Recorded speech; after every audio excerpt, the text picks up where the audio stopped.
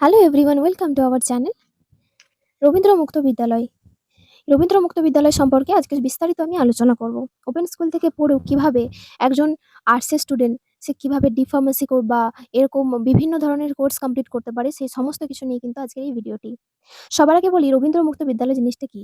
রবীন্দ্র মুক্ত বিদ্যালয় হলো একটা ওপেন স্কুল, অর্থাৎ যেই সমস্ত স্টুডেন্টরা কোনো কারণে এইচএসের বা উচ্চ মাধ্যমিকের কোনো একটা সাবজেক্ট বা দুটি সাবজেক্টে ফেল করেছেন, বা যে সমস্ত ব্যক্তিরা মাধ্যমিক পাস করার পরে তাদের আর উচ্চ মাধ্যমিক পাস করতে পারেননি, কিন্তু বর্তমানে কোনো জায়গায় কর্মরত এবং তিনি চাইছেন যে তার যে ডিগ্রি, অর্থাৎ তার যে গ্র্যাজুয়েশন তার যে এইচএস উচ্চ মাধ্যমিক পাস বা গ্র্যাজুয়েশন সমস্ত কিছু তিনি করতে চান, তাহলে কিন্তু তাদের জন্য এই রবীন্দ্র মুক্ত বিদ্যালয় হচ্ছে বেস্ট অপশন।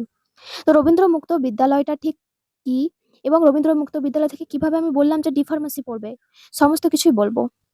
রবীন্দ্র মুক্ত বিদ্যালয় থেকে ডি ফার্মাসিও করা যায় এমনটা নয়।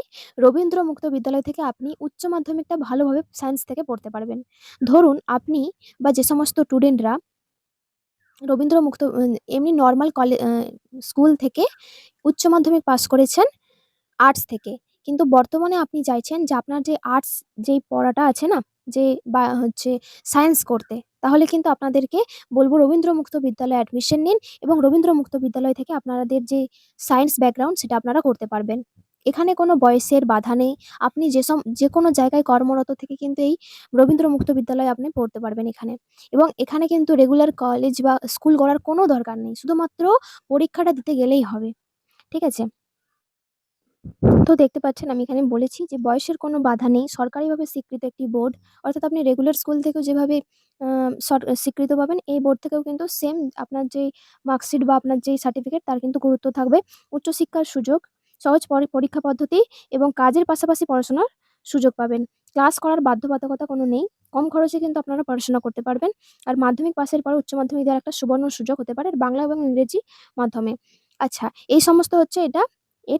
হচ্ছে কেন করবেন আপনি রবীন্দ্র মুক্ত বিদ্যালয় থেকে উচ্চ মাধ্যমিক। এবার আসি পরীক্ষা পদ্ধতি। এখানেও কিন্তু ৬ টি বিষয় আপনাকে সিলেক্ট করতে হবে। প্রথম বিষয় 1, বিষয় 2 এবং বিষয় 3, এই ৩ টি বিষয় কিন্তু প্রথম বছরের পরীক্ষা, এবং বিষয় 4, বিষয় 5 এবং বিষয় 6, এই যে ৩ টি বিষয় এটা কিন্তু পরের বছরের পরীক্ষা। এখানে কিন্তু টেস্ট পরীক্ষা দেওয়ার কোনো দরকার নেই। বছরে একটি পরীক্ষা হয়, সেটা হচ্ছে সেপ্টেম্বর মাসে, এবং সেপ্টেম্বর মাসে কিন্তু একটি পরীক্ষা। বছরে যেকোনো ৩ টি পরীক্ষা দেবে। প্রথম বছরে যেকোনো ৩ টি, পরের বছরে যেকোনো ৩ টি পরীক্ষা দেবে। ঠিক আছে? এই হলো পরীক্ষার পদ্ধতি। এবার আসি যে কি, কি ডকুমেন্টস লাগবে। এক তো রেজিস্ট্রেশন কার্ড, অ্যাডমিট কার্ড, ঠিক আছে? পাস্ট মার্কশিট, আপনারা যে সমস্ত যতদূর অবধি পড়েছেন, ধরুন কেউ মাধ্যমিক পাস করেছেন, তারপরে আপনি উচ্চ মাধ্যমিকটা আম আম একদম সায়েন্স থেকে পড়তে চাইছেন। তো তার জন্য কিন্তু আপনাদের এই ডকুমেন্টসগুলো আপনারা স্ক্রিনশট নিয়ে রাখতে পারেন। এই সমস্ত ডকুমেন্টসগুলো প্রয়োজন আছে। আচ্ছা, ধরুন কেউ উচ্চ মাধ্যমিকে ২ টো বা ১ টা বিষয় ফেল করেছেন সায়েন্স থেকে, আপনারা চাইছেন ওই বিষয়গুলো পাস করে আপনাদের যেই ফেল যেই মার্কশিটটা সেটা আপনি পাস করবেন, পাসের যে মার্কশিট সেটা কিন্তু পেতে চাইবেন, তাহলেও কিন্তু আপনাদেরকে এই সমস্ত ডকুমেন্টসগুলো ওখানে গিয়ে আ আ মানে অ্যাডমিশন নিতে হবে, সমস্ত নিয়ে যেতে হবে। এরপর হচ্ছে অ্যাডমিশন ফিস সেরকম কিরকম থাকে? না, অ্যাডমিশন ফিস ধরুন কেউ যদি মেল হয় তার জন্য ৳২০০, আর admission fees female, ST, SC, physically challenged যেটা তাদের জন্য ৳১০০।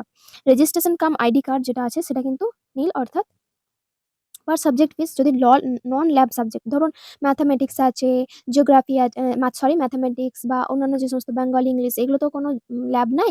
তো এগুলোর জন্য কিন্তু আপনাদের ৳১০০ দিলেই হবে। Each candidate ৳১০০। আর যদি ল্যাব সাবজেক্ট, ধরুন physical science, life science, biology, physics, chemistry, etc যাদের মানে সাবজেক্টগুলো থাকবে, যাদের ল্যাব থাকে, তাদের জন্য কিন্তু ৳১৫০ করে দিতে হবে। ক্রেডিট ট্রান্সফার কিন্তু পার সাবজেক্ট ৳১০০। অ্যাডমিশন প্রসেশনস ফি পার ক্যান্ডিডেট ৳১০০। স্পট ভেরিফিকেশন ফিস পার ক্যান্ডিডেট হচ্ছে ৳৫০। মানে ধরুন হচ্ছে ওই ৳১,০০০ বা ৳১,৫০০ মধ্যে কিন্তু আপনাদের এটা কমপ্লিট হয়ে যাবে। এটা কিন্তু একটা বছর পুরো, ঠিক আছে? বা নেক্সট ২ টো বছরের পুরো, ঠিক আছে? তো আপনাদের এখানে খুবই কম খরচে কিন্তু করানো হয়। এইটা করার পরে আপনারা তো উচ্চ মাধ্যমিকের সার্টিফিকেট পেয়ে গেলেন। যারা সায়েন্স থেকে পড়লেন উচ্চ মাধ্যমিকের সার্টিফিকেট পেয়ে গেলেন। যারা আর্টস থেকে নতুন করে পড়তে চাইলেন তারাও পেয়ে গেলেন। তো তারপরে আপনারা কি করবেন? তারপরে আপনারা করবেন হচ্ছে ডি ফার্মেসি। করতে পারবেন, অবশ্যই করতে পারবেন ডি ফার্মেসি। সেটাও কিন্তু একটা ডিসট্যান্স থেকে হয়ে থাকে। ঠিক আছে? ডিসট্যান্স থেকেও কিন্তু ডি-ফার্ম করা যায়, বা রেগুলার কলেজ থেকেও আপনারা ডি-ফার্ম করার একটা সুবর্ণ সুযোগ পেয়ে যাচ্ছেন।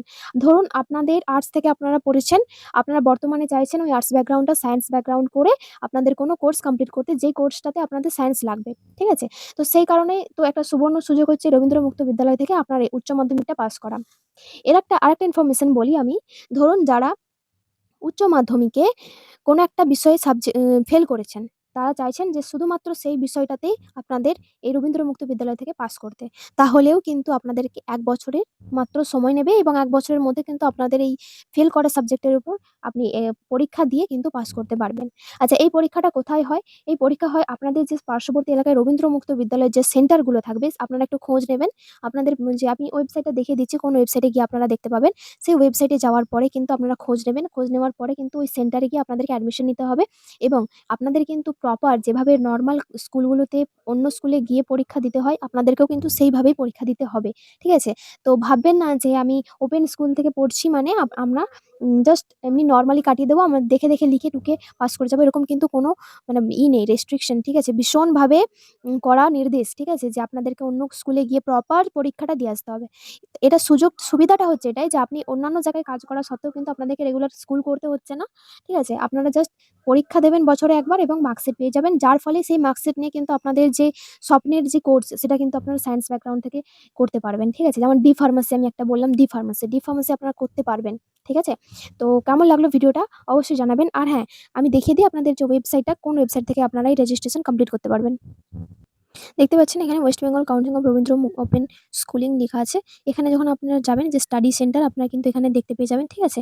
আচ্ছা, এবং উচ্চ মাধ্যমিক স্টাডি, মাধ্যমিক স্টাডি সেন্টার সমস্ত কিছু কিন্তু এখানে সেন্টারের নামগুলো পেয়ে যাবেন। নোটিফিকেশন যদি কখনো দেখতে চান, নোটিফিকেশনে গিয়ে দেখতে পাবেন। আমি ওয়েবসাইটে যাই। ওয়েবসাইটে যাওয়ার পর দেখতে পাচ্ছেন এখানে যে নোটিশ বোর্ডে কোনো নোটিশ দেওয়া থাকবে। ঠিক আছে? Received notice for the filling up the examinations 2026 তো অনলাইন সিস্টেম। তো স্টার্ট কিন্তু হয়ে গেছে অলরেডি।